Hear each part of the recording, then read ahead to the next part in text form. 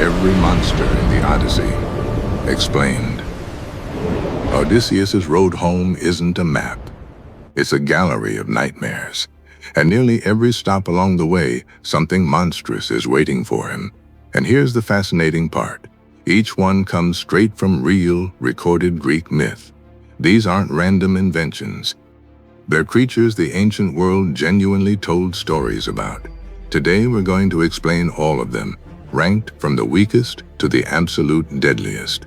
And stick around, because the very last one is the monster most people completely overlook, and yet it's the cleverest and the most tragic of them all.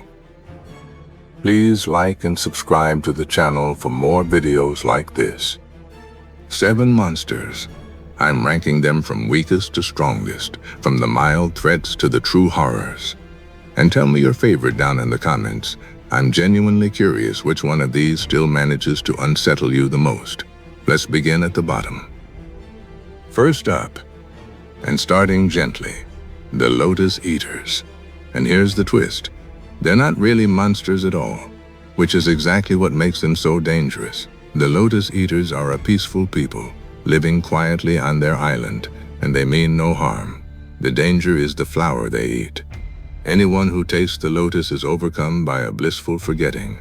They lose all memory of home, of family, of purpose, of who they even are. When some of Odysseus's men eat it, they simply don't want to leave, not out of fear, but out of sweet, drugged contentment. Odysseus has to physically drag them back to the ships as they weep. Think about what this really is. Mythology's first great metaphor for addiction. No sword is drawn here, no blood is spilled. The thing that nearly destroys these men is forgetting. Danger rating 2 out of 10, but it lingers. Next, a genuine monster. The Cyclops, Polyphemus, a towering one-eyed giant. And, crucially, a son of the sea god Poseidon. Odysseus and his men, seeking shelter, become trapped in the giant's cave, and Polyphemus begins eating them alive, one by one. Escape seems impossible, so Odysseus pulls out his classic move, pure cleverness under pressure. He offers the giant strong wine until he's drunk and drowsy. He tells Polyphemus that his name is nobody, and then he drives a sharpened stake into the giant's single eye, blinding him. When Polyphemus roars in agony for the other giants to come help, he screams that nobody has blinded me. So, naturally, no one comes. It's a brilliant escape, but it comes at a terrible cost. The blinded giant begs his father Poseidon to curse the man who did this, and Poseidon listens. The film's entire 10-year ordeal is born from this one scene. Danger rating 4 out of 10. This one isn't a creature at all. It's a test of human nature, and it's heartbreaking. Aeolus, the god of the winds, takes a liking to Odysseus and gives him an extraordinary gift, a leather bag containing every contrary wind, all the storms that could blow him off course, sealed safely away. With only a gentle guiding breeze left, the way home is finally completely clear. Odysseus can practically see Ithaca on the horizon. And then, so close to home, his own curious crew makes a fatal mistake.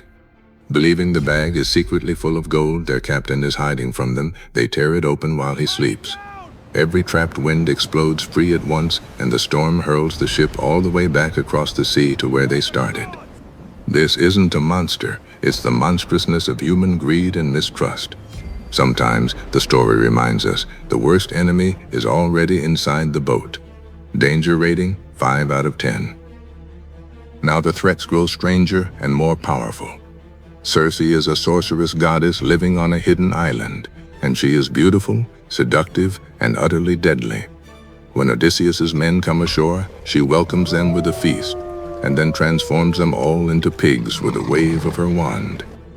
Odysseus manages to resist her magic, but only with the direct help of a god, and even then he ends up staying a full year on her island.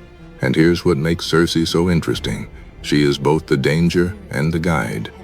She is the one who eventually tells Odysseus the terrifying truth, that to find his way home, he must first journey to the land of the dead itself. She is one of mythology's most complex and layered portrayals of female power, never simply a villain. Danger rating 6 out of 10. Perhaps the most famous of them all, the sirens. These creatures lure passing sailors to their deaths with a song so impossibly, achingly beautiful that no man who hears it can resist steering toward it straight onto the deadly rocks where countless ships already lie wrecked. Odysseus, ever curious, makes an extraordinary choice. He wants to be the only human alive to hear the siren song and live to tell about it.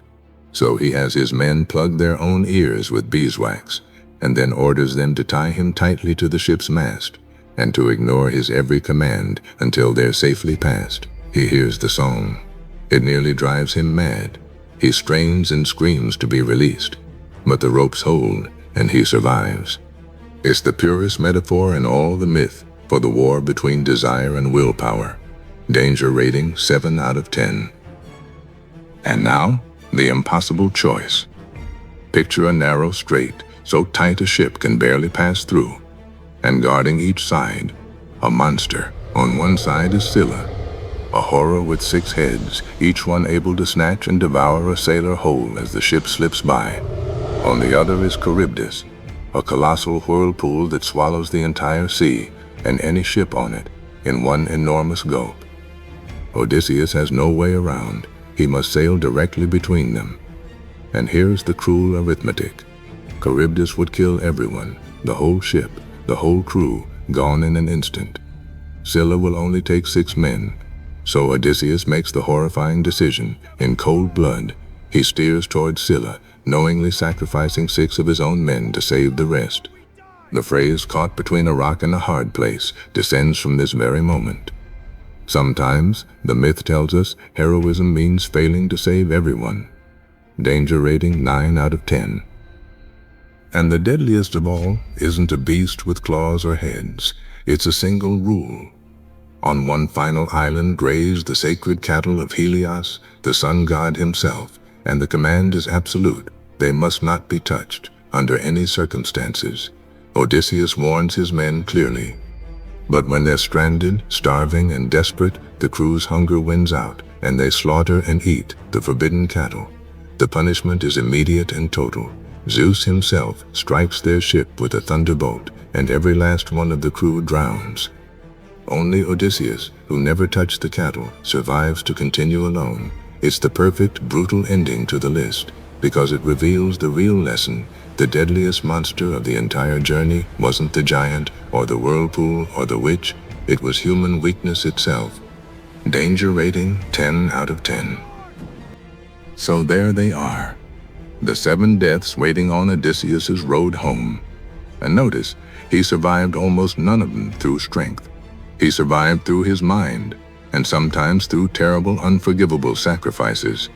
So I'll leave you with the impossible one. If you had to choose, would you steer toward Scylla or toward Charybdis? 6 men, or all of them? Tell me in the comments. And if you're curious whether any of these monsters might have a basis in real places you could actually visit, the next video is made for you. Subscribe.